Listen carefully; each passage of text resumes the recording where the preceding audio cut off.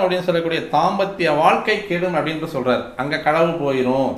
அதே மாதிரி நம்மளுடைய எண்ணங்களும் வேற பக்கமா அலைபாயாம நம்மளுடைய வாழ்க்கை துணையுடைய எண்ணமும் வேற பக்கமா அலைபாயாமல் இருந்தால் நல்லது அப்படின்றார். அதான் இல்லறத்தில் களவுவோம் கிளேசம் அப்படின்றார். அதனால கிளேசமாகும், மனசு வெம்பும்.